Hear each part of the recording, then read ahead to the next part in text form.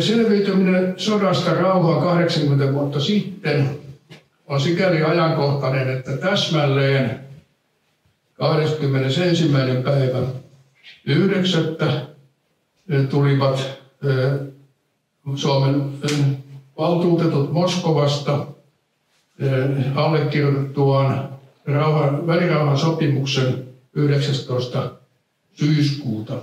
Ja 2 päivää sen jälkeen eduskunta sääti lain, että välirauhan sopimusta on noudatettava sellaisenaan Suomen lakien mukaan. Palaan siihen myöhemmin, mutta totean vain tässä aluksi. Ja totean myöskin, kun tässä viitattiin presidentti Mauno Koivistoon hiukan, että olin hänen kanssaan paljonkin yhteistyössä. 10 vuotta avustin kirjahankkeissa ja hän oli aloitteentekijä sille, että ryhdyi sitten 2010 vuodesta tutkimaan näitä asioita tarkemmin, nimenomaan poliittista päätöksentekoa ylimmässä sotilas- ja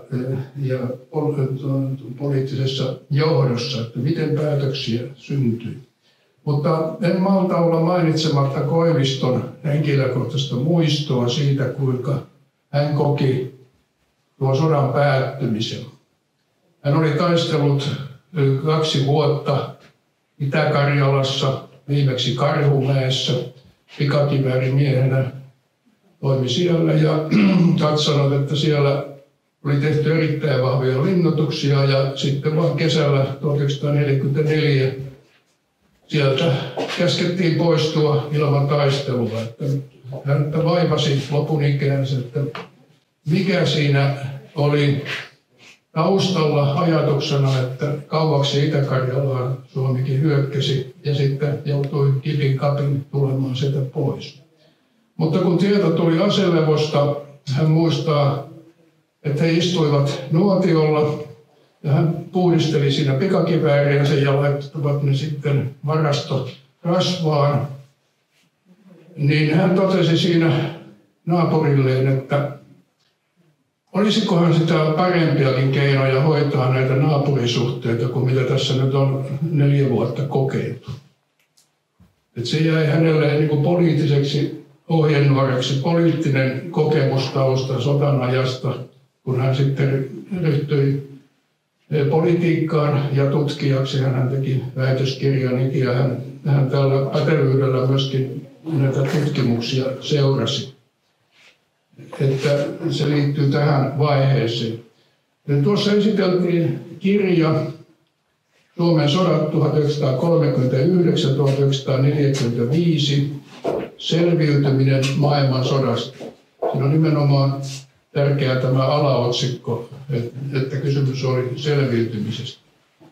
Ja ihan lyhyesti tähän kerron eräitä näkökohtia tämän kirjan teosta, koska sillä on merkitystä myöskin sille, että miten tähän esitykseen olen eräitä asioita ottanut.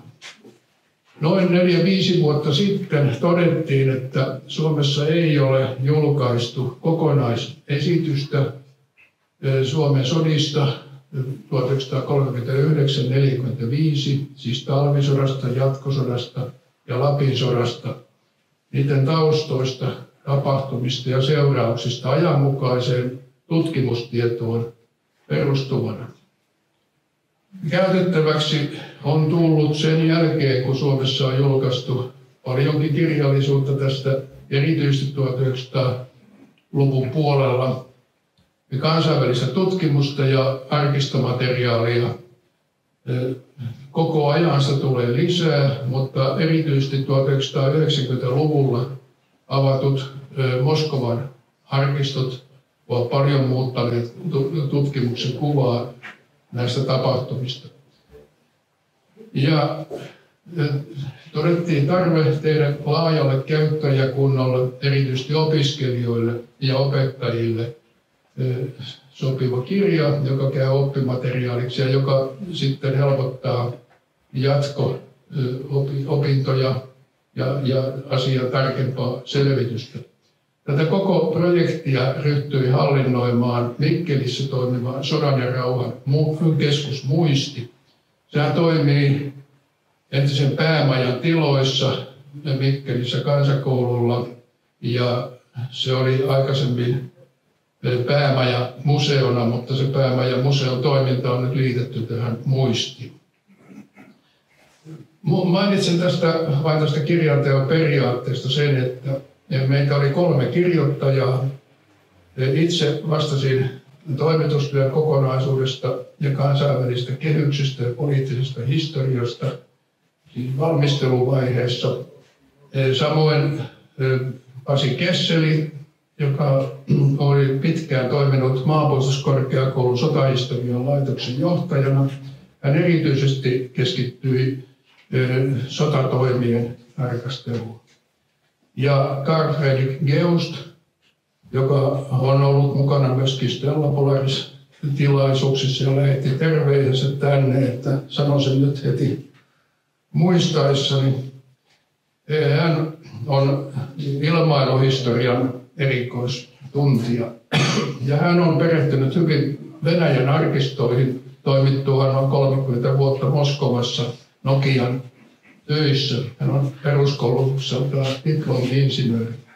Ja hän loi hyvin laajat tutkijayhteydet siellä Venäjällä ja pystyimme sieltä saamaan sitten viimeisintä tutkimustietoa myöskin tämän kirjan käyttöön. Vastuu kirjan tekstistä on yhteinen. Me olemme siis vain jakaneet vastuun valmisteluvaihetta varten. Toimituksellisesti on sitten kaikki tekstit liitetty yhteen. Ja lisäksi tehtiin laaja esitutkimus pohjaksi, jota kommentoi noin 20 alan asiantuntijaa. Niin haluttiin varmistaa, että tämä on myöskin oppimateriaaliksi pätevää tekstiä. Kirjasta julkaistiin keväällä myös e-kirjaversio ja äänikirja, ja se nimenomaan tämä äänikirja on saanut yllättävän suuren menestyksen. Sitä varten täytyy tehdä kyllä ihan oma käsikirja. Ja Mikkelissä oleva Muisti vastaa tämän osuuden hallinnoimisesta, mutta se tarkoittaa sitä, että se on tulossa lähikuukausina, ehkä lähimmän vuoden aikana enemmänkin vielä sitten käyttöön myös internetissä tähän liittyvät asiat. Ne ovat luonnollisesti eri tavalla joka tehty kuin kirjassa. Pyrittiin vastaamaan kysymykseen, miksi ja miten Suomi joutui sotaan, mitä siinä tapahtui ja mitä seurauksia valtiollisten ja sotilasjohtajien ratkaisulla oli. Siis tämä on aivan selkeästi perinteistä poliittista ja sotahistoriaa erotuksena sille, että nykyisenhän julkaisut lähinnä keskittyvät erilaisiin tapahtumiin, erilaisiin elämyksiin, miten ihmiset ovat kokeneet nuo ajat. Että siinä suhteessa tämä on tämmöisessä perinteisemmässä lähtökohdassa. Ja lopulta tärkein vastattava kysymys, kuinka Suomen valtio, yhteiskunta ja kansalaiset selviytyvät sotien ajasta vuosina 1939-1945. Näytän tähän kuvanakin näkyville, mutta mainitsen muutaman tärkeän näkökohdan, joka liittyy siihen, että kun puhutaan toisen maailmansodan ajan tapahtumista, niin minkälainen luonteeltaan ja laajuudeltaan kaikkiaan oli toinen maailmansota. Sitä on vaikea kenen tahansa kuvitella. Ainakin itse tunnustan, että on jatkuvasti ongelmia sen kanssa, että miten pystyy hahmottamaan niin valtava suuri katastrofi kuin toinen maailmansota, sen mittasuhteet ja luonne. Siinähän kuoli nimittäin noin suoranaisesti sodan johdosta 6-70 miljoonaa ihmistä epäsuorasti nälkään tai tauteihin, niin vielä saman verran ehkä lisää. Ja aseissa oli 110 miljoonaa sotilasta. Nämä ovat siis valtavia lukuja, suuret armeijat iskivät toisiaan vastaan ja suuret armeijat kulkivat monien maiden yli niin, että jälki oli sitten tuhoiltaan sen tyyppistä. Suomalaisten kokemus tuli lähinnä siitä, että kun Lapin sota käytiin ja päättyi, että minkälaisessa kunnossa Lappi oli, niin samanlaisessa kunnossa oli hyvin suuret osat Itä-Eurooppaa, erityisesti koko läntinen Venäjä. Sota alkoi nykyisen kehityksen mukaan, yleisesti pidetään lähtökohtana siis Japanin hyökkäystä Kiinan suuriin kaupunkeihin, Pekingiin, Shanghaihin ja Nankingiin kesällä 1937. Ja sinnehän tuo toinen maailmansota myös päättyi Japanin antautumiseen elokuussa 1945. Ja kaikki muistavat myöskin sen näyttävän tapahtuman, kun 2 atomipommia pudotettiin Hiroshimaan ja Nagasakiin, että se oli niin kuin merkki siitä, että on siirretty uuteen aikaan, atomiaikaan, mitä nykyään sanotaan ydinasekaudeksi sotahistorian alalla. On tietysti muitakin näkökohtia, kun määritellään toisen maailmansodan puitteita ja alkamis- ja loppumisaikoja ja niin edelleen. Ja suomalaisille tietenkin läheisintä on se, että Euroopassa sota alkoi Saksan hyökkäyksellä Puolaan 1. syyskuuta 1939 ja päättyi Saksan antautumiseen 8. päivä toukokuuta 1945. Ja näytän yhden esimerkin kansainvälisen tutkimuksen ajankohtaisesta kärjestä ja suuntautumisesta. Tämä on brittiprofessori Richard Hooverin kirja, joka on otsikoitu Verta ja raunioita, mutta alaotsikko kertoo, että siinä kysymys on toisen maailmansodan tarkastelusta pitkänä prosessina. Hän aloitti sen jo Mantsurian taisteluista, kun Japani hyökkäsi Kiinan Mantsurian 1931. Ja siitä, että kuinka kyseessä oli imperiumien välinen sota, suurvaltojen taistelu, ja sen mittakaavakin selittyy sitten juuri tästä näkökulmasta. Ja hän erityisesti edustaa näkemystä, että kysymys oli suurvaltojen valtataistelusta, viimeisestä imperiumien välistä sodasta, eikä ideologisesta taistelusta niinkään. Ideologioita käytettiin propagandassa apuvälineenä. Kaikkihan taistelivat hyvän puolesta pahaa vastaan. Siitä ei ole tiettävästi ainoatakaan poikkeusta sotahistorian alalla. Näin se aina propagandan lähtökohta, että vihollinen on paha, se on syypää kaikkeen ja itse olemme hyvän asialla ja sen takia me voitamme. Ja toinen, mitä hän vastusti, tai tämä nykysuuntaus kansainvälisessä tutkimuksessa vastusti, oli sitä, että kyseessä olisi nimenomaan ollut ideologioiden perusteella tehdyt liittokunnat. Näinhän ei asia ollut. Nimittäin kun Hitler ja Stalin sopivat yhteistyöstä elokuussa 1939, eihän heillä ollut mitään yhteistä ideologiaa. Sillä ei ollut mitään merkitystä tuossa vaiheessa, eikä myöskään silloin, kun Saksa hyökkäsi Neuvostoliittoon kesällä 1941. Yhdysvallat liittyi sitten lopulta sotaan mukaan presidentti Rooseveltin johdolla, kun ensiksi japanilaiset olivat hyökänneet Tyynellämerellä Yhdysvaltojen tukikohtaan Pearl Harborissa. Ja hän totesi, että me tuhoamme Hitlerin ja Saksan, ja se tapahtuu yhteistyössä ja liitossa Stalinin ja Neuvostoliiton kanssa. Ja nehän kai kukaan kuvittelee, että se olisi perustunut siihen, että Yhdysvaltojen ja Neuvostoliiton yhteiskunnat ja poliittiset järjestelmät olisivat jotenkin olleet yhtäläisiä. Kyseessä oli raaka valtapolitiikka, jossa ideologiat pantiin syrjään silloin, kun ne olisivat muuten olleet esteen. No nyt väläytän tähän näkyville, toivottavasti näkyy, kun on näin kirkasta, niin Euroopan kartan 1939, koska sillä on merkitystä, että miten tämä sota lähti kehittymään. Ja se selittää paljon sitten se, että mitä vaikeuksia muun muassa Suomella oli lopuksi irtautua tästä sodasta. Kesällä 1939 oli jo Saksa aloittanut elintilansa laajennuksen. Sitähän käytettiin Lebensraum käsitettä perusteluna, että Saksa tarvitsee elintilaa liittämällä entisiä Saksan keisarikunnan alueita ja myöskin Itävalta-Unkarin saksalaisalueita, jotka oli ensimmäisen maailmansodan päätteeksi menetetty monille muille valtioille. Ja tuossa oli laaja vyöhyke Saksan ja Neuvostoliiton välissä, jossa oli ensimmäisen maailmansodan päätösvaiheessa tai heti sen jälkeen itsenäistyneitä valtioita. Suomi, Baltian maat, Puola ja Unkari esimerkiksi ja Romania myöskin kuului tavallaan tähän joukkoon. Jugoslavia oli muodostettu siinä vaiheessa. Ja tuo oli hyvin epävakaa vyöhyke. Siellä oli paljon rajariitoja, kansallisuusriitoja.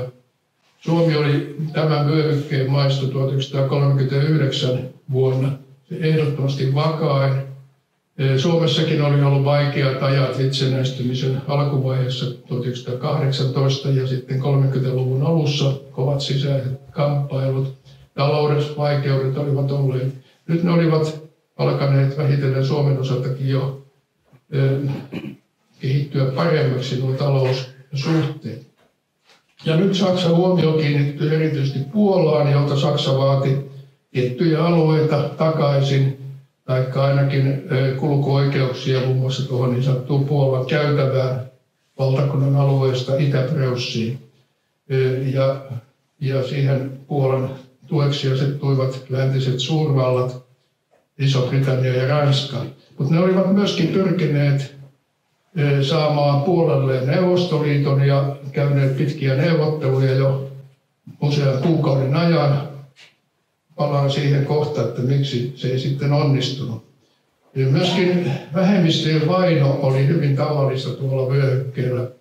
Esimerkiksi juutalaisvainot olivat arkipäivää olleet jo Puolassa, Unkarissa, Romaniassa ja sitten entisen Venäjän keisarikunnan alueella myöhemminkin. Suomi tässäkin suhteessa teki poikkeukset, täällä ei tällaista esiintynyt. Saksahan sitten vei tämän äärimmäisyyteen ja ryhtyi tuhoamaan juutalaisia massoittain. Ja kesällä 1939 Suomessa varauduttiin siihen, että saattaa olla alkamassa suurvaltojen välinen sota. Karjalan kannasta linnoitettiin, siellä oli paljon myös vapaaehtoisia. Pidettiin suuri sotaharjoitus ja Viipurin laidalla pidettiin sen päättyessä katselmus, ja tässä näkyy silloista sotilasjohtoa. Sotamarsalkka Mannerheim oli virka-asemaltaan puolustusneuvoston puheenjohtaja. Hänellä ei siis ollut suoranaista käskyvaltaa juuri kehenkään muuhun kuin pariin adjutanttiin ja sitten tuolla puolustusministeriössä operatiiviseen osastoon. Hänen asemansa oli varsin heikko ja hän oli riidoissa paljon hallituksen kanssa. Siis se Mannerheim, joka on kuvattu ratsastajapatsaan, sen Mannerheimin tien varteen oli sitten ihan toinen asemaltaan sotien seurauksena. Takana kenraaliluutnantti Österman vastasi sotaväen päällikkönä koulutuksesta. Ja hyvin se koulutus oli hoidettukin, se voidaan sanoa aivan selkeästi. Ja puolustussuunnittelusta ja puolustusvalmistelusta Karjalan kannaksella erityisesti vastasi kenraaliluutnantti Öqvist, joka on käsilipassa tuossa Mannerheimin vieressä. En nyt tätä asetelmaa muuten tässä lähde selvittämään. Tuossa kirjassahan me olemme hyvinkin perusteellisesti pohtineet sitä, että mikä oli Suomen puolustuskyky, kun toinen maailmansota alkoi. Ja todenneet, että se oli varsin hyvä sikäli, että oli koulutettu satoja tuhansia reserviläisiä, maavoimien perusvarustus oli kunnossa. Sen sijaan vaikeuksia oli saada ilmavoimille ja myöskin raskaalle tykistölle kalustoa ja tarvikkeita riittävästi, mutta se oli aika ymmärrettävää. Eli Suomi kyllä Euroopan mittakaavassa sijoittui kyllä aivan kärkipäähän puolustusvalmiuden osalta.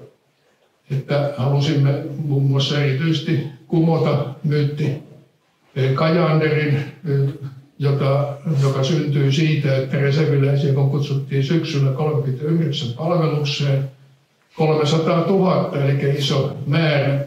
niin osalla oli aluksi siviilivaatteet päällään. Ne eivät vaikuttaneet mitenkään taistelukykyyn, että se on ihan väärä mielikuva. Ja sitten alkaneessa talvisodassa oli aivan sama tekevä, mitä vaatteita lumipuvun alla oli. Pääasiat olivat lämpöisiä ja useilla ne olivat lämpöisiä sarkavaatteita, kun olivat metsätöissä niitä tottuneet käyttämään ja kotona tehtyjä villapaitoja ja niin edelleen. Eli varustepuoli vaatetuksen osalta ei ollut mikään ongelma ja se korjautuikin kohta. Että siis se on väärä käsitys talvisodan alla tuosta puolustusvoimien varustuksesta, että se olisi mitenkään leimannut sitä. Kansainvälinen kehitys alkoi kärjistyä paljolti siinä vaiheessa, kun Hitler oli tehnyt päätöksen, että Saksa aloittaa hyökkäyksen Puolaan elokuun lopulla. Ja sitä varten hän tarvitsi varmuutta, että Neuvostoliitto ei aiheuta siinä ongelmia. Ja sopi Stalinin kanssa siitä, että harrastetaan yhteistyötä ja vedetään demarkaatiolinja tuonne Puolaan ja Itämeren alueelle siten, että määritetään kummankin osapuolen intressialueet. Ja niinpä tuo sopimus, joka oli muodollisesti hyökkäämättömyyssopimus, sisälsi laajan asiakirjan, jossa määritettiin kummankin vaikutusalueet tai ainakin intressialueet. Ja Suomi siinä asiakirjassa määritettiin Neuvostoliiton etupiiriin. Mutta tätä ei julkaistu ja se pysyi pitkään hyvin salaisena ja lisäksi sen tulkinnat olivat täysin riippuvaisia siitä, mitä osapuolet sitten päättivät. Tätähän Suomessa virheellisesti nimitetään vieläkin usein Molotovin-Ribbentropin sopimukseksi. Todellisuudessa ainoat päättäjät noissa maissa olivat Hitler ja Stalin tietenkin. Ja se on edelleenkin monessa mielessä ajankohtainen sikäli, että kun tulee ajankohtaisia poliittisia kiistakysymyksiä, niin usein otetaan esille niitä historiallisia tapahtumia, joista nyt vain yksi esimerkki ihan tuore siitä, kun 85 vuotta oli kulunut tästä Hitler-Stalin paktista, niin Der Spiegel julkaisi tällaisen kuvan, jossa selitettiin, että kuinka ajankohtaisessa politiikassakin käytetään kiistakysymyksiä. Ja toisaalta kun maailmansota alkoi Saksan hyökkäyksellä 1. syyskuuta Puolaan, niin eihän tätäkään ole pystytty saamaan 85 vuodessa pois päiviltä. Muistotilaisuudessa syyskuun 1. päivä pari viikkoa sitten Puolan presidentti vaati Saksalta sotakorvauksia useita satoja miljardeja euroja. Siis nämä ovat aina silloin tällöin esille tulevia kysymyksiä. Vastaavasti Suomikin joutuu helposti näiden spekulaatioiden kohteeksi eri yhteyksissä. Ja siksi tarvitaan tutkimustietoa ja tarvitaan opiskelua siitä, että mitä tapahtui todella, että pystytään vastaamaan kaikenlaisiin tällaisiin syytöksiin tai vaatimuksiin pätevällä tiedolla. Suomelle esitettiin neuvottelukutsu Moskovaan lokakuun alussa, kun sitä ennen Neuvostoliitto oli varmistanut etumaastoaan vaatimalla Baltian mailta tukikohtia. Suomelle ei tullut mitään uhkavaatimusta, vaan siis neuvottelukutsuja. Siellä sitten neuvotteluvaltuuskuntaa johti kuukauden verran kestäneissä neuvotteluissa silloinen Tukholman lähettiläs Paasikivi. Ja siihen tuli myöskin sitten ministeri Väinö Tanner tuli toisesta neuvottelukierrosta alkaen hänen avukseen. Pitkään oli epäselvää se, ja siitä kinasteltiin, tehtiin paljon spekulaatioita ja arvioitiin, että mihin Neuvostoliitto todella näissä neuvotteluissa pyrki. Enkä lähde sitä tässä nyt selvittämään ollenkaan. Se on pitkä tarina, joka tuossa kirjassa ja noissa muissakin kirjoissa, erityisesti professori Eino Murtorinteen kanssa tekemässä kirjassa, joka ilmestyi 2019, kun oli kulunut 80 vuotta toisen maailmansodan alusta, Hitlerin ja Stalinin kaupankäynti Suomesta. Siinä on hyvin tarkka selvitys siitä, mitä neuvotteluja käytiin ja mitä sopimuksia syntyi tuossa vaiheessa ja miten sitten talvisodan tuloksena Suomi meni Saksan mukaan hyökkäykseen Neuvostoliittoon. Niin vasta 10 vuotta sitten löytyi muun muassa Moskovan arkistosta ja julkaistiin 2017, siis aika tuore kirja, Timo Vihavaisen ja kumppaneiden tekemä dokumenttiteos, jossa Varjo on otsikkona Varjo Suomen yllä, Stalinin salaiset kansiot. Siinä oli paljon avainasiakirjoja, jotka olivat pitkään pysyneet piilossa.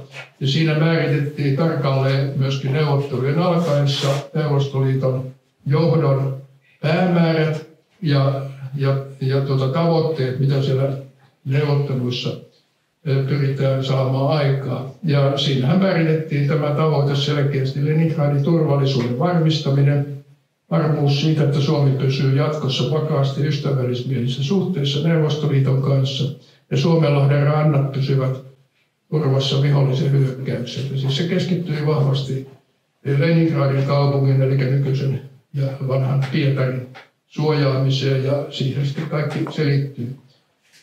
Rajoista neuvoteltiin ja niistä olisi ehkä syntynyt sopimus Karjala-Kannaksellakin, koska sotilasjohdon mielestä nuo Suomenlahden rantojen läheiset alueet olisi voitu hyvinkin kyllä luovuttaa tai tehdä vaihtokauppa Itä-Karjalasta saataviin maihin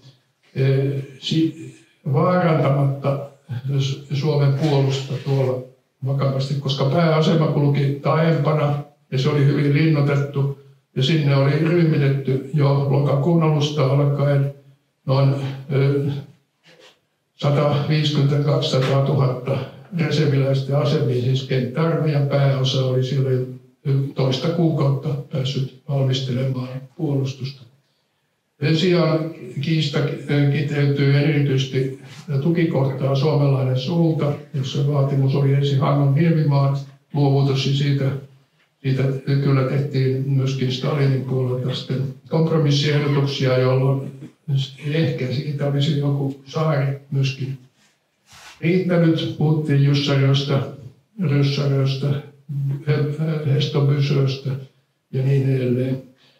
En käsittele näitä itse asioita sen paremmin, käsittelen vain tässä näitä muutamia esimerkkejä siitä, mitä kaikkea uutta tietoa nyt on näistä tullut. Tämähän on tiedossa ollut pitkään tämä neuvotteluprosessi, ja siitä on aivan täsmällisen tarkka kuvaus J.K. Paasikiven muistelmissa, jotka perustuivat hänen neuvottelujen aikana tekemiin muistiinpanoihin välittömästi. Että siinä suhteessa ei ole pitkään aikaa ollut tarvetta olla epätietoisia siitä, mitä neuvotteluissa tapahtuu. Sen sijaan se, että mihinkä se Neuvostoliiton puolella tämä neuvottelutaktiikka ja tavoitteet perustuivat, siitä on amerikkalaisprofessori Stephen Kotkinin erittäin laaja ja perusteellinen tutkimus olemassa, joka käsittelee myöskin syksyn 1939 neuvotteluja talvisodan aikaa Suomen osalta hyvinkin tarkasti. Se ilmestyi vasta tuossa 10 vuotta sitten ja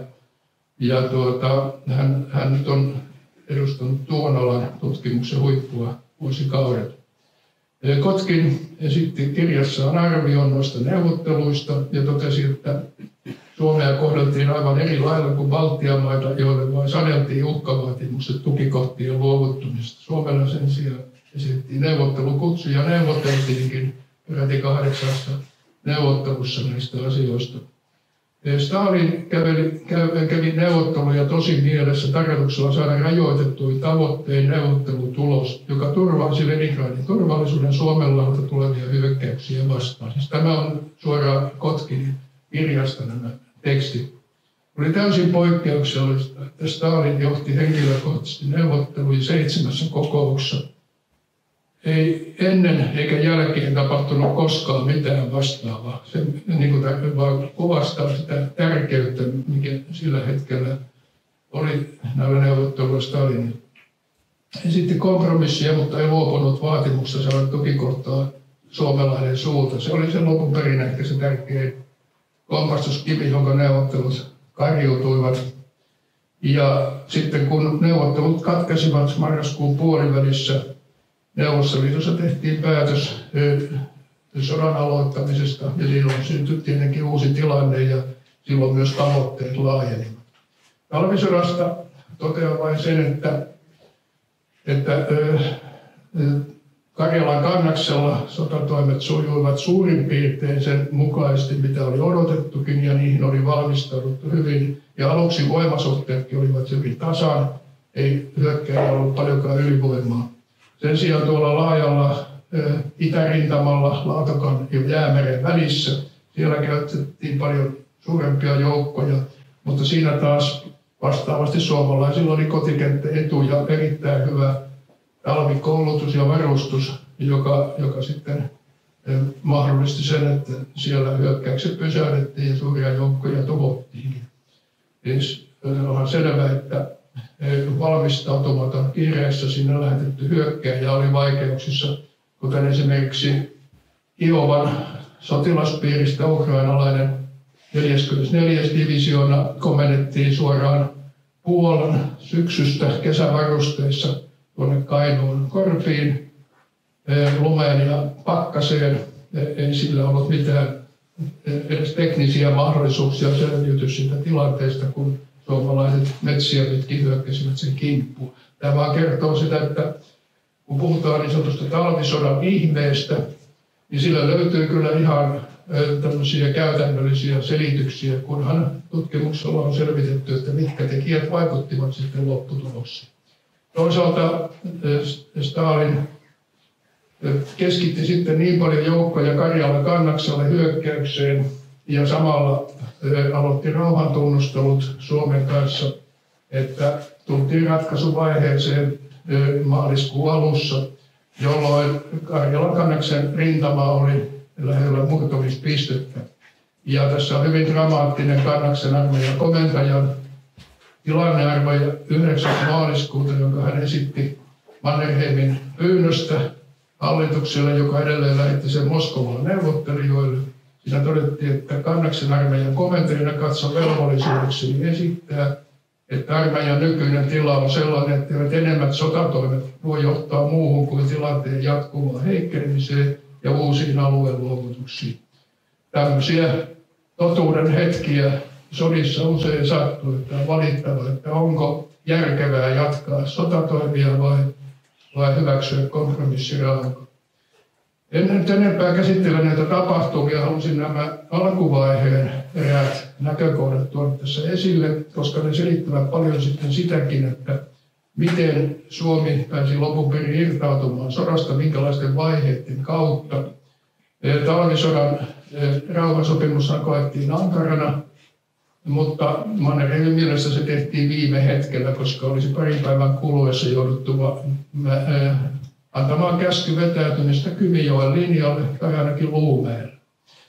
Ja tiedettiin, että läntisten suurvaltojen avuntarjoukset olivat heikolla pohjalla ja tähtäisivät omiin päämääriin, jotka olivat Norjan satamien valtaus ja Ruotsin malmikenttien hallinta, niin ettei saksalaiset saisi rautamalmia Ruotsista. Suomalaisia kuoli sodan johdosta 27 000, eli tappiot olivat todella raskaat pienelle maalle. Väkiluku oli silloin 3,8 miljoonaa. Jäi runsaasti sotainvaledeja ja evakkoja syntyi tässä vaiheessa, mutta kansan mieliin jäi selviytymisen kokemus. Ja tällä tuli olemaan sitten hyvin suuri merkitys sodan jatkuessa. Maailmansotahan oli vasta alkuvaiheissaan. Ja sitten siihen, että kuinka sodasta päästiin lopun perin irti. En tästä puhu enempää näistä välivaiheista, muuten kuin totean, että Saksa aloitti hyökkäykset länteen. Ja Suomessakin todettiin, että se on täysin ylivoimainen, pystyi nopeasti kukistamaan ensimmäisen maailmansodan voittajavaltiot Iso-Britannia ja Ranska. Vastaavasti Neuvostoliitto aloitti oman etumaastonsa varmistumisen, miehitti Baltian maat ja alueet Romaniasta. No sitten siinä vaiheessa tietysti Suomessa koettiin uhkaavana. Se, että jos sitten Suomi on seuraavana vuorossa edelleen.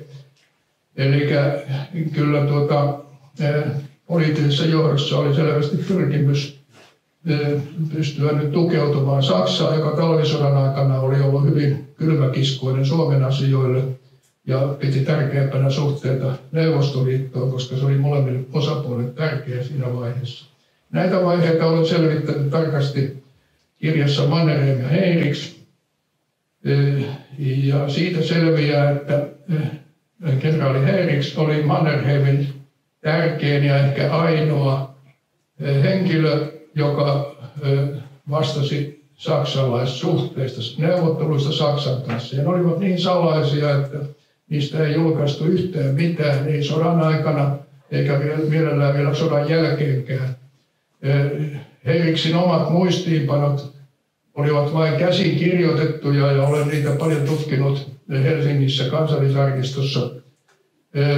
Nehän luovutettiin sodan jälkeen Ruotsiin piiloon ja niitä ei ollut näytetty edes konekirjoittajalle. Että hän raportoi vain suoraan Mannerheimille näistä neuvotteluista. Sen takia ne pysyivät hyvin piilossa ja toisaalta Heinrichs pysyy hyvin tuntemattomana, koska hän näissä salaisissa tehtävissä niin ei halunnut millään lailla tuoda esille omaa rooliaan. Oli selvää, että sodan jälkeisinä vuosina haluttiin ne vaiheet pitää mahdollisimman tarkkaan salassa, joiden perusteella Suomi liukui sitten tiettyjen vaiheiden jälkeen Saksan liittolaiseksi ja hyökkäykseen Neuvostoliittoon.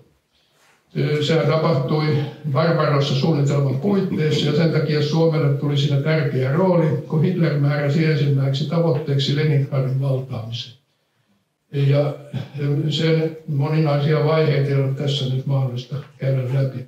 Suomeen tuli yhteyskenraaliksi kenraali Erhult, jonka päiväkirjat vastaavasti pidettiin alkuvaiheen osalta vuosikymmenet täysin salaisina.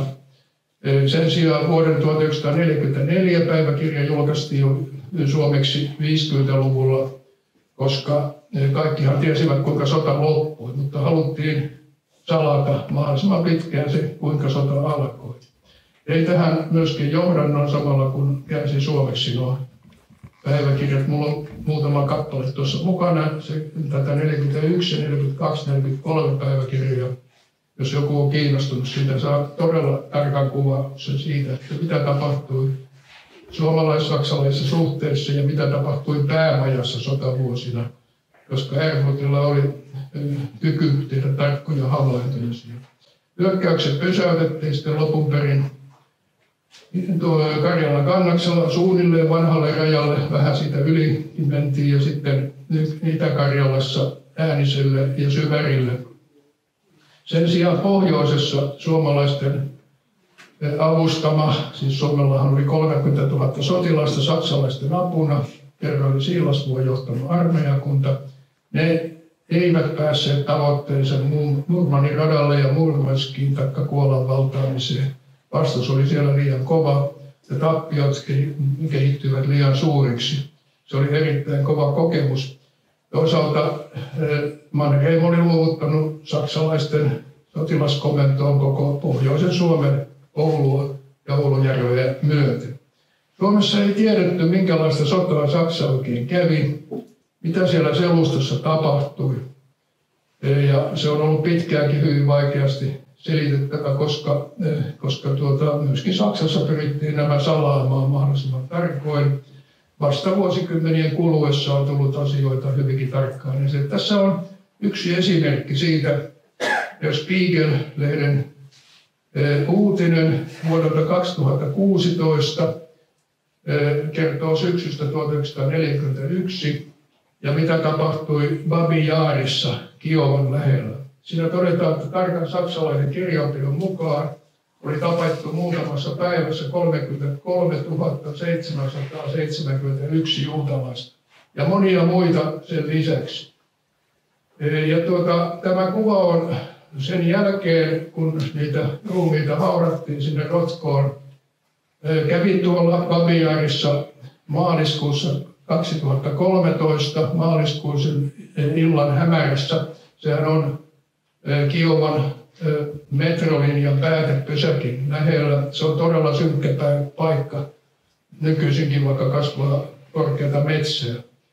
Että nämä alkoivat vaikuttaa siihen, miten sitten liittoutuneetkin kiristivät suhteettaan Saksaan ja myös Saksan liittolaismaihin. Palaan hetkeksi vielä siihen. 2 vuotta käytiin asemasotaa ja täällä pohjoisen alueella ei kovin paljon tapahtunut. Etelässä tapahtui sen sijaan paljonkin. Saksa hyökkäsi lopun perin Kaukasiaan ja Stalingradiin, Volgalle. Siellä kärsi kovan tappio. Se oli pakko Suomessakin todeta, että nyt pitäisi yrittää vähitellen alkaa päästä tässä sodasta irti. Että oli oletettu, että Saksa pystyy hyvin lyhyessä ajassa lyömään Neuvostoliiton ja Suomi saa siinä sivussa omat alueensa vielä niin sanotusti korkojen kanssa, eli myöskin laajennuksen Suur-Suomeksi tuonne Itä-Karjalan suuntaan. Nyt se näytti epävarmalta tämä mahdollisuus. Näytettäviä tapahtumia oli kuitenkin vielä muun muassa Mannerheimin syntymäpäivä 4.6.1942, jonka yllätysvieraaksi tuli lyhyellä varoitusajalla Adolf Hitler, Saksan valtakunnan kansleri, joka tässä tervehtii Lapin armeijan komentajaa, kenraaliverstiksi juuri ylennettyä Edward Dietliä. Siellä ei käyty mitään varsinaisia strategianeuvotteluja tai tarkempia sotilasneuvotteluja muutenkaan, mutta sen sijaan sieltä jäi muutama kiinnostava tieto. Presidentti Ryti keskusteli 2 kesken Hitlerin kanssa, joka kertoi hänelle, että hyökkäys siirretään kohta myöskin tänne pohjoiseen ja silloin Pietari hävitetään kerta kaikkiaan, eikä vain Pietari, vaan myös Moskova. Tämä on siis teksti, joka Ryti kirjoitti muistiinpanoihinsa ja se on edelleen luettavissa hänen päiväkirjastaan. Siviiliväestökin Pietarissa saako kuolla, sillä venäläiset ovat niin kovin epäluotettavia kavalia, ettei heitä ole syytä säästää. Saksan ja Venäjän sota on häikäilemätön kohoamissota. Ja mitä enemmän siitä on saatu tietoa, niin siitä juuri oli täsmälleen kysymys, että se alkoi varjostaa myöskin Suomen johdon pyrkimyksiä päästä sodasta irti. Saksa joutui vetäytymään tuolla etelämpänä vuonna 1943 ja Saksasta tuli kenraali Jodl päämajaan ja sanoi, että oletteko kiinnittäneet huomiota siihen, että Suomi on jäämässä ikään kuin parvekkeeksi tuolla pohjoisessa, kun etelässä vetäydytään, että vain Hitlerin tiukka käsky pitää saksalaiset edelleen tuolla Leningradin edustalla, koska Suomi on pidettävä sodassa mukana ja Suomenlahti suljettu. Mutta ruvetkaapa varautumaan siihen, että kohta joudutaan vetäytymään Riianlahdelle ja Suomi jää yksin tänne pohjoiseen. Liittoutuneet valmistautuvat Teheranin konferenssia varten Moskovan ulkoministerikokouksessa, jossa määritettiin vielä yhteinen vaatimus kaikkien, siis Saksan ja kaikkien liittolaismaiden ehdottomasta antautumisesta. Ja siihen tehtiin luonnoksia. Tässä on, en käy selostamaan myöskin, olen käynyt hyvin tarkkaan tämän materiaalin Lontoossa, Englannin arkistoista. Siinä oli tarkat ehdot, mitä Suomelta tullaan vaatimaan, kun Suomi ensiksi on antautunut. Ja liittoutuneet päättivät kuitenkin 1. päivä joulukuuta Teheranissa, että annetaan mahdollisuus Suomelle ja Romanialle irtautua sodasta ilman ehdottoman antautumisen vaatimusta, mutta niitä vaaditaan yhteisesti sovitut rauhan ehdot, jotka oli talvisodan rauhan palauttaminen voimaan, siis vuodelta 1940. Ja sitten siinä vain erona, että Hangon tukikohta ei enää vaadita, sen sijaan Petsamon luovutus vaaditaan. Ja sitten vaaditaan sotakorvaukset, joita ei vielä määritetty. Kun näistä alkoi tulla Suomeenkin tietoa ja niistä keskusteltiin vuoden 1944 alkupuolella useissa yhteyksissä, hyvin salaisesti tietenkin, niin on kiinnostavaa katsoa, että mitä Berliinin lähettiläs T.M. Kivimäki lähetti kirjeessään tietoa Suomen ulkoministerille Ramsaylle. Hän toteaa, että hän on saanut yhä enemmän tietoa siitä, kuinka raasti saksalaiset ovat kohdelleet väestöä vallatulla alueella ja myöskin omia kansalaisia. Ja totesi, että miten onkaan maailma, kun kaikki tulee julki, oleva järkyttynyt sodan päätyttyä. Koston ajatus on oleva yhtenä tärkeänä tekijänä rauhaa solmittaessa, ja pelättävää on, että Suomikin on saava siitä tuntemusta. Siis tässä oli selvä varoitus, että on varauduttava erittäin kovaan rauhansopimukseen. Liittoutuneet hakevat selkeästi kostoa tässä, mitä on tapahtunut viime vuosina. Suomen armeijan ryhmitys oli vahvasti Itä-Karjalaan painottunut ja oli vaikeuksia saada joukkoja Karjalan kannakselle. En lähde tätä strategista ongelmaa tässä sen paremmin avaamaan.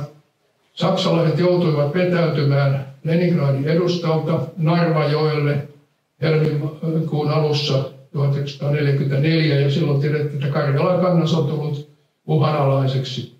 Siinä oli 3 linjaa valmisteltu. Pääasemana pidettiin sitä, mihinkä hyökkäykset olivat päättyneet.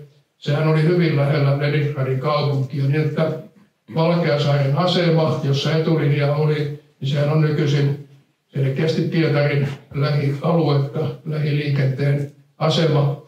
Ja että tuossa kohtaa, missä Suomen armeijan etulinja kulki, niin siellä kulkee nykyään Pietarin kehätie, leveä moottoritie niiden asemien ylitse. Että nämä oli todella lähellä Pietarin kaupunkia. Toinen asema oli VT-asema, joka oli aika lähellä kuitenkin edelleen, ja sitä linnoitettiin, mutta se oli epäedullisessa maastossa ja linnoittaminen jäi pahasti kesken. Ja 3. asema oli tuolla, minkä talvisota päättyi Viipurin Kuparsaaren Taipaleen linjalle. Se on edullinen maastoltaan, mutta sitä ei ollut lainkaan linnoitettu. No, totean vain näistä vaiheista nyt niin kuin koonnoksena, että tiedustelu epäonnistui pahasti. Siihen oli paljon hyviä syitä, ja kun ollaan Stella-puheessa tilaisuudessa, niin totean vain, että radiotiedustelulla ei ollut mahdollisuuksia tuossa vaiheessa saada hyökkäyksen valmisteluja selville, koska noudatettiin täydellistä radiohiljaisuutta. Ja yllätys siltä osin taisi onnistua. Ilmakuvaus olisi ollut tärkeä tiedustelulähde, mutta ilmakuvien käsittelyssä osoittautui olevan vaikeuksia, ja niinpä kunnollisia johtopäätöksiä ei päämajassa pystytty tilanteessa tekemään. Hyökkäys pääsi yllättämään. No, siitä on sitten tullut tietenkin paljon myöhempääkin tietoa, että miten sitä kinasteltiin, sitä on jatkuvasti.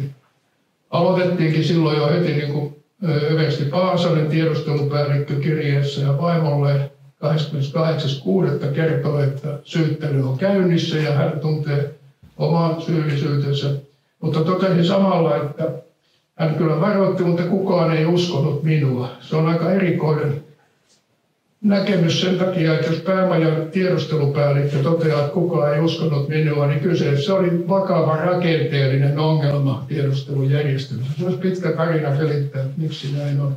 Tämä oli mielenkiintoinen kirje, vaihto silloin, kun Johanna Parikka Oltestedt, joka vielä tulee esiintymään, niin sai nämä kirjeet, jotka olivat siinä mielessä tärkeitä, että ne olivat pysyneet 70 vuotta salassa.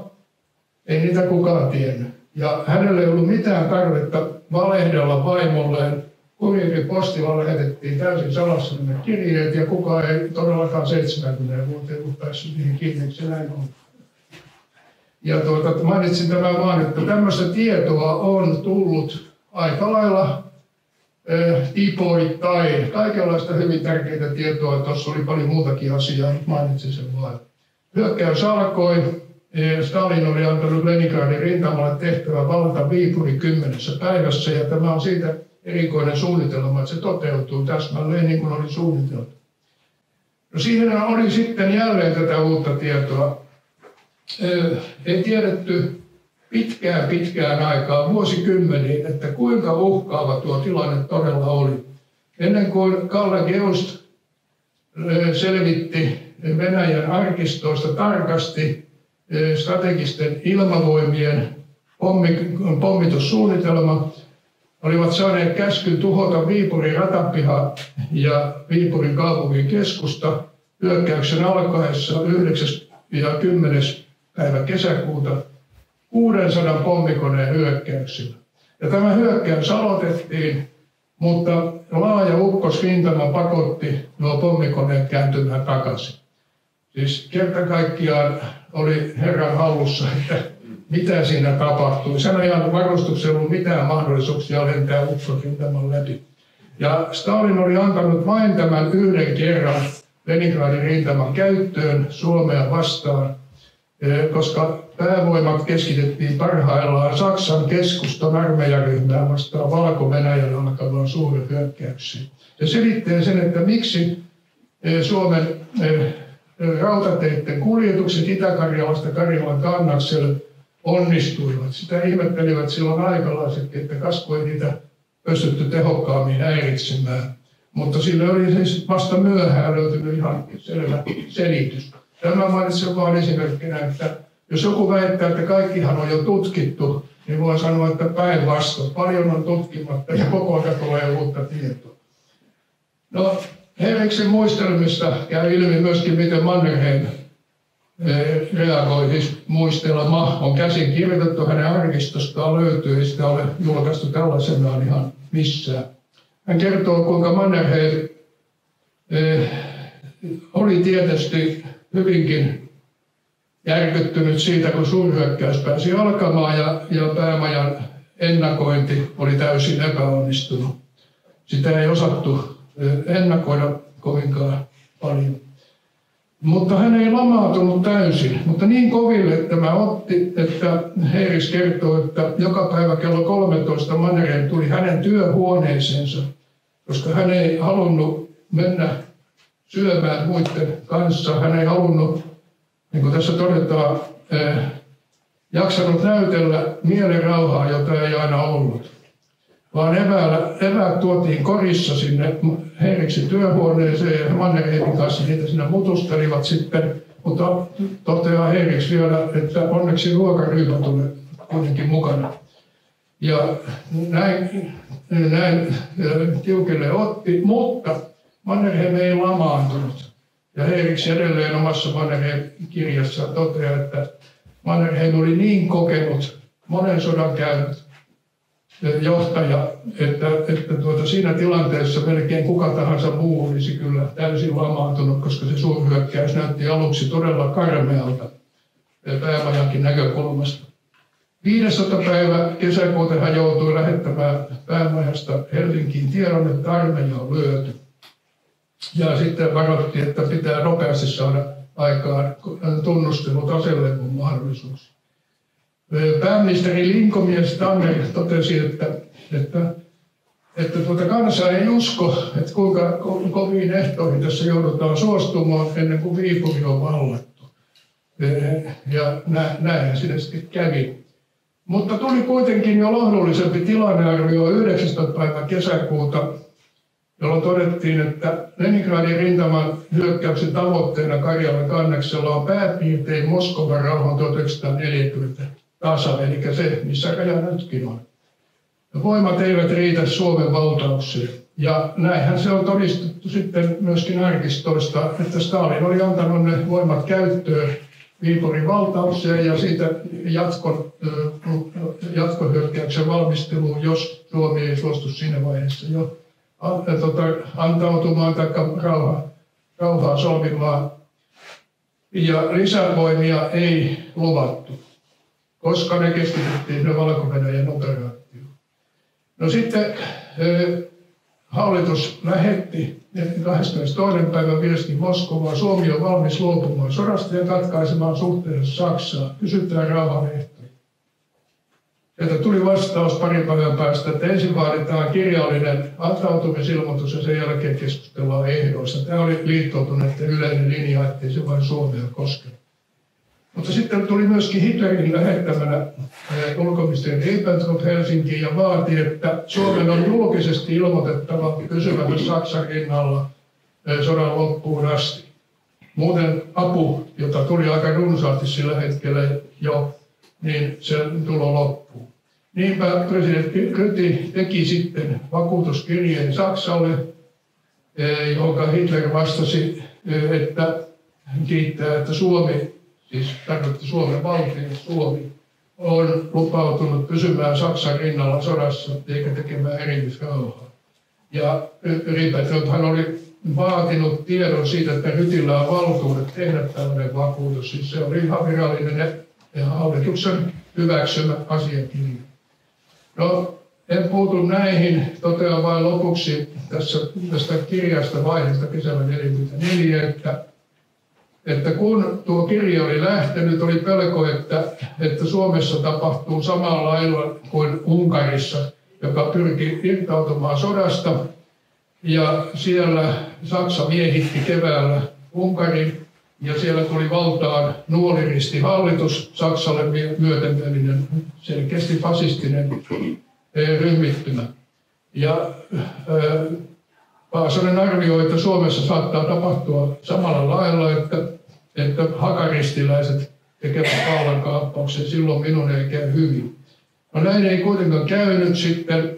Rintamat vakiintuivat tuossa heinäkuun kuluessa Viipurin menetyksen jälkeen tuolle linjalle suurin piirtein käytiin sitten ratkaisutaistelut Talin ja Ihantalan välissä. Siis ei Talin Ihantalassa sellaista paikkakuntaa ei olekaan, vaan Talin, Kartanon ja Aseman ja Ihantalan kirkonkylän välissä. Siinä on 10 kilometriä sentään eroa. Ja Saksalta saatu aseistus paljon vaikutti tähän torjunnan menestymiseen. Myös pohjoisessa tuolla Laatokan pohjoispuolella hyökkäys pystyttiin ennen sortamalla pysäyttämään. Yleistilanne Saksassa oli kehittymässä pahaksi. Suurhyökkäys Valko-Venäjältä, joka oli alkanut 22. kesäkuuta, se oli edennyt jo heinäkuussa Riianlahdelle ja Varsavan edustalle. Oli selvää, että Suomella on nyt kiire päästä sodasta irti, muuten voidaan joutua, niin kuin Mannerheim totesi, että ei ole hyvä, jos joudumme olemaan viimeinen Saksan liittolainen, joka on sodassa. Minkälaista aihetta kiistää tätä Venäjän vaikutusvallan kasvua Suomessa. Aselepo syntyi 4. ja 5. päivä syyskuuta ja siinä lähti rauhanvaltuuskunta kohti Moskovaan. Ei siellä mitään neuvotteluja käynyt, vaan suomalaisessa saneltiin liittoutuneiden kesken ja sopivat ehdot. Ja kuten mainitsinkin jo heti alkuun, niin välirauhansopimus allekirjoitettiin 19. päivä syyskuuta. Se otsikko välirauhansopimus tarkoitti vain sitä, että se oli väliaikainen rauhansopimus. Ja tällä oli tietty historiallinen tausta. Ja Mannerheim totesi siitä Paasikivelle, että ei puhuta siinä sopimuksessa antautumisesta eli kapitulaatiosta, mutta todellisuudessa välirauha on kapitulaatio. Emme voi puolustaa itseämme ja tarkoitti sitä, että viimeksi lisätty ehto Porkkalan luovutusta tukikohdaksi niin oli se todella paha asia. Tämä vaan sitä tunnelmasta, että se oli kyllä alamaissa syksyllä 1944, niin silloin kukaan edes vahingossa vitsailu mistään torjuntavoitosta, vaan esimerkiksi tuosta Mannerheimin kannanotossa kävi täysin selväksi. Oli vielä käytävä Lapin sota, se kuului välirauhan ehtoihin saksalaisten karkottaminen, ja sehän oli paha. Ei kukaan tuonne mieluusti lähtenyt, mutta se oli pakko hoitaa. Ja nimenomaan Mannerheim ja Paasikivi keskenään olivat sopineet, että välirauhan ehtoja on tarkasti noudatettava ja sen takia tuo Lapin sotakin on käytävä. Sotakorvaussopimus syntyi Paasikiven tultua pääministeriksi joulukuussa. Liittoutuneet totesivat, että Suomi on irtautunut sodasta ja viimeinen saksalainen todettiin poistuneeksi 27. päivä huhtikuuta 1945. Tappiot olivat ankarat.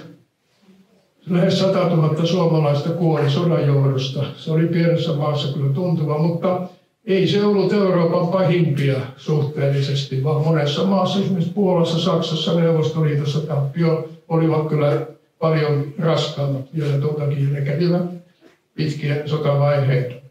Rajoja siirrettiin muun muassa Puolaa 200 kilometriä länteen, aloitettiin saksalailta nuo alueet.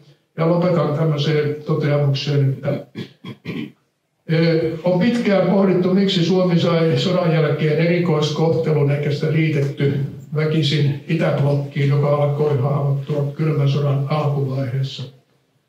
Siihen vaikutti torjuntataistelujen onnistuminen 1944 ja Suomi jäi sivuun painopistealueelta. Ja kylmän sodan alkuvaiheessa ja myöhemminkin erittäin tärkeää oli se, että selkänojana oli puolueeton Ruotsi. Suomi pystyi siihen tukeutumaan.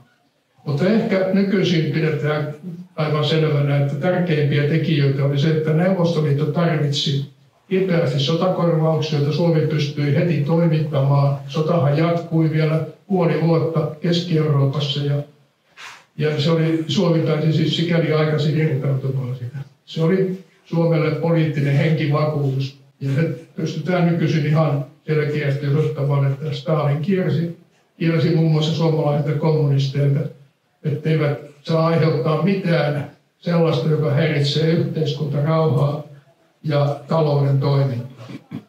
Sisäpoliittinen tilanne alkoi vakiintua verraten nopeasti. Eduskuntavaalit pidettiin vielä sodan jatkuessa Euroopassa ja valtiosääntö kesti kriisiaikojen paineet. No nyt kiitän siitä, että saa selvittää aika perusteellisestikin näitä vaiheita. Ja tunnin verran tähän on suunnilleen mennyt pikkusen enemmän kuin mitä puhuttiin oppetunnista ensiksi.